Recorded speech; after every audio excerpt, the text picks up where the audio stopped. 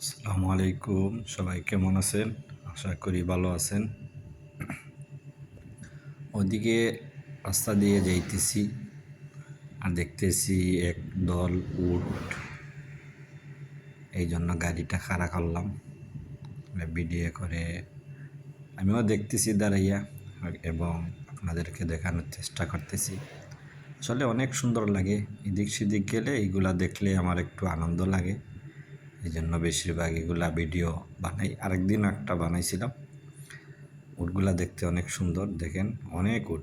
এটা একটা বড় একটা উট, ওই পাশে দিয়ে আর একটা আসতেছে, পায়ের মধ্যে বাদ দিয়ে রাখা হয়েছে, এই জন্য হাঁটতে পারে নাই।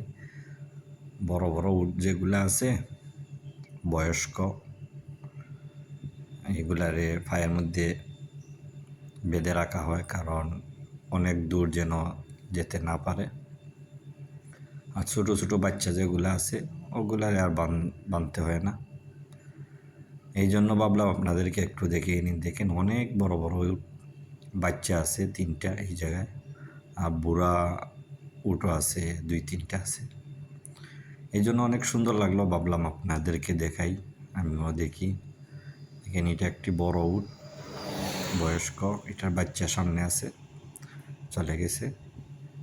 উটের দুধ অনেক সুস্বাদু, অনেক ভালো উপকার আসে, অনেক পুষ্টিকর একটি খাবার।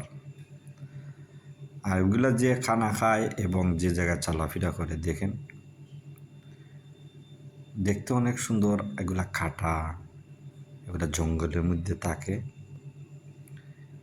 এগুলা যেদিকে হাঁটে, মানুষ তো হাঁটতে পারবেই না, অনেক বড় বড় খাটার মধ্যে, অনেক জঙ্গলের মধ্যে থাকে। এবং সাথে সাথে খাটাগুলা খায়, যে লম্বা লম্বা খাটা দেখেন, এনে অনেক বড় বড় খাটা এগুলা খায়। আল্লাহ ওদের মুখের মধ্যে অনেক রুচি দিয়েছে, দেখেন যে বড় বড় খাটা, এগুলা খাটা খায়।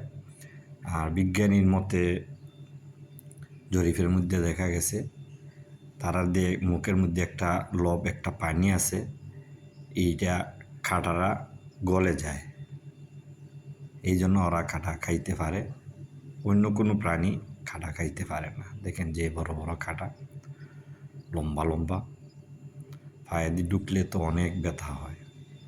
আর এগুলা খায়, এবং ওরা খায়, ওরা তো ঘাসের মতনই খায়। ওদের মুখের মধ্যে একটি অ্যাসিড জাতীয় আছে, এগুলা গলিয়ে ফেলে কাঁটাগুলা। এই জন্য ভাবলাম আপনাদেরকে দেখে নিই, আমার অনেক ভালো লাগে এগুলা দেখতে, ভিডিও করতে।